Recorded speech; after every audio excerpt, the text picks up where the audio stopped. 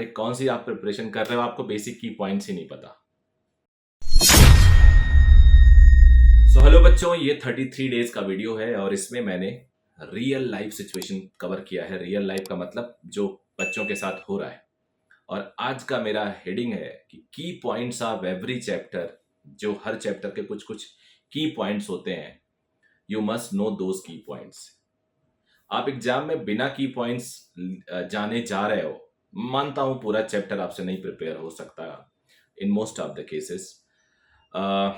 Tough questions आप शायद नहीं कर पाते in most of the cases, but how can you go in your examination without knowing की points, important key points? If you are preparing this examination with complete full devotion, your ultimate aim is to become a doctor, सपना था, कई साल से आप तैयारी कर रहे हो, how can you take a risk? मुझे बताइए। अरे कौन सी आप प्रिपरेशन कर रहे हो, आपको बेसिक की पॉइंट्स ही नहीं पता। अब ये बेसिक की पॉइंट्स क्या होता है, how you decide this key points. अब being a physics teacher I can tell you something about physics. For chemistry and bio you must be knowing better than me. I hope आप उसको पता कर लोगे और यू मस्ट बी नोइंग।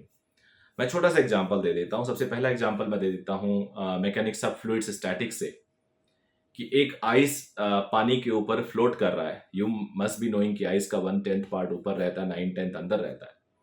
और जब वो आइस उसी पानी में मेल्ट कर जाता है तो लेवल ऑफ आइस राइज करता है। आंसर है नहीं।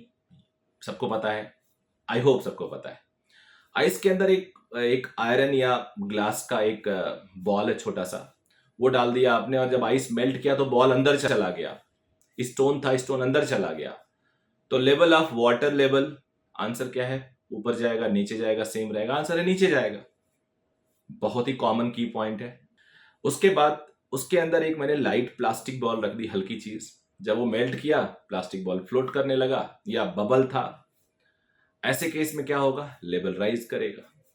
सो these are the key points. और छोटी सी बात और बता दूं, जब की पॉइंट बता ही रहा हूं तो 2-3 चैप्टर के की पॉइंट्स बोल ही देता हूं। एक इंक्लाइन सरफेस से बॉडी रोल कर रही है, रोलिंग मोशन की बात बता देता हूं। तो उसका जो एक्सेलरेशन होता है on rolling body, pure rolling motion में, वो जी साइन थीटा अपॉन 1 प्लस आई अपॉन एम आर स्क्वायर होता है। This is very very important की पॉइंट।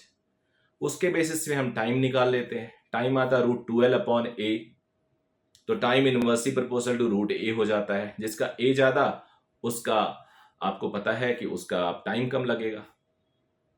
तो इस तरह से अगर आप क्वेश्चन, ऐसे की पॉइंट्स आप नहीं जानते हो, तो नेचुरली आप अपने लिए अनसर्टेनिटी, डाउट और ऑफकोर्स लेस फेवरेबल कंडीशन छोड़ रहे हो। You may gate selection, you may get good rank also, but definitely आप हाईएस्ट रैंक को चूक सकते हो। ऐसे ही केमिस्ट्री में की पॉइंट्स होंगे, हर चैप्टर के की पॉइंट्स होते हैं, हर चैप्टर के की पॉइंट्स होते हैं।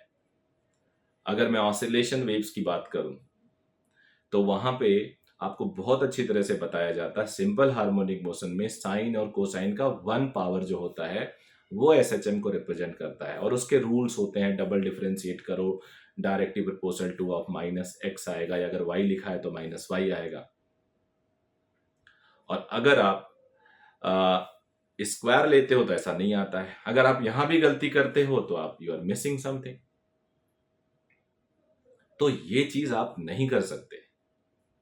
आप बेसिक सी गलती कर सकते हो। करंट इलेक्ट्रिसिटी में ब्रांचेस में करंट निकालने का कैपेसिटर लगा हुआ है तो क्या होगा, जब कैपेसिटर जब फुल्ली चार्ज हो जाता है तो अपनी ब्रांच के थ्रू करंट अलाउ नहीं करता। क्या आपको ये नहीं पता है कि बेसिक मैं बता रहा हूं की पॉइंट्स। आइडियल बोल्ट मीटर जो होता है, आई एम सॉरी, हाँ, बोल्ट मीटर जो होता है उसमें इनफाइनाइट रेसिस्टेंस होता है और उसके थ्रू करंट नहीं फ्लो करता। तो अगर वो लगा हुआ और लिख दिया गया आइडियल, तो उस ब्रांच में आप करंट निकाल क्यों रहे हो? हर चैप्टर का जब चैप्टर स्टार्ट किया जाता है, जब हेडिंग बोला जाता है, जैसे मैंने हेडिंग अगर लिखाया तो उसके बाद जो जो मैं बातें बोलता हूं वो की पॉइंट्स होते हैं और वो बेसिक पॉइंट्स होते हैं। और ये मैं हर बच्चे को बताना चाहता हूं। आज भी यू हैव 33 डेज। ये वीडियो 33 डेज का है। 33 डेज बहुत होते हैं। आज बैठो रात में 12 बजे तक, और आप यूनिट्स एंड डायमेंशन से लेके मॉडर्न फिजिक्स कम्युनिकेशन तक, कम्युनिकेशन तो शायद इस बार हट गया है, एक बार देख लेना, एक एक चैप्टर के आपको की पॉइंट्स नोट कर लेने चाहिए। अगर कल सुबह एग्जाम नहीं है तो कल, अगर एग्जाम है तो एग्जाम के बाद कर लेना। Same with chemistry, same with botany and same with zoology. की पॉइंट्स अगर हैंडी है ना, एक इतनी मोटी पतली सी बुकलेट में है, तो आप उसको एक बार पढ़ लो, 2 बार पढ़ लो, 3 बार पढ़ लो, एकदम पक्का हो गया। और ये सारे अच्छे टीचर्स देते हैं अपनी क्लास में। एग्जामिनेशन बड़ा है। आज मैंने दिन में बताया कि आपको इस एग्जामिनेशन में 18,60,65,000 19 लाख के आसपास बच्चों ने अपीयर किया है, तो आप रिस्क ले कैसे सकते हो? बिल्कुल भी रिस्क नहीं लिया जा सकता। की पॉइंट्स केवल फिजिक्स में नहीं, केमिस्ट्री में भी बहुत इंपॉर्टेंट होते हैं। आई एम श्योर तुम लोग एनसीईआरटी बायोलॉजी तो रटते ही होगे पूरी तरह से। बेटा, ये एग्जाम आपकी लाइफ को बदल देगा। अगर उन सारे बच्चों को बोल रहा हूँ जिनका सिलेक्शन, जिनको डाउट है उनका सिलेक्शन हो, कई बार पहली बार से थोड़ा बहुत तैयारी किया, लास्ट में तैयारी शुरू किया, इस बार बोर्ड दिया लेकिन इसलिए तैयारी नहीं हो पाई, उन सारे बच्चों के लिए मेरा मैसेज है कि आप जितना टारगेट के करीब पहुंचोगे, क्लोज पहुंचोगे, even if you are not selected, तो भी आपको हौसला मिलेगा। And your baseline would be this. अब बेस से ऊपर मेहनत करना पड़ेगा। अगर बेस यहाँ है तो इससे यहाँ तक आने में, यानी बेस तक पहुंचोगे आप पहले तो, अभी जो बेस मैं एक्सपेक्ट कर रहा हूँ। तो जिनका सिलेक्शन नहीं भी होना है, वो they should raise their bar so that next time उसके ऊपर मेहनत करनी पड़े। तो कोई जीना मरने का सवाल नहीं है इसमें कि जीना मरने का सवाल है। You have to work very very hard and raise your bar as maximum as possible.